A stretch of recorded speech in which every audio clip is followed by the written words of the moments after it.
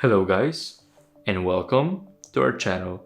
Today I'll show you how to disable the Bluetooth in the BIOS on your Microsoft Surface Laptop 5. First, completely shut down your laptop. Then, press and hold the volume up button, and while holding it, press the power button. Keep holding the volume up button until the BIOS menu appears. Once in the BIOS, use the arrow keys or your touchpad to navigate around it. Now, you want to head out to Devices and check Bluetooth off while pressing our touchpad and then sliding it to the left.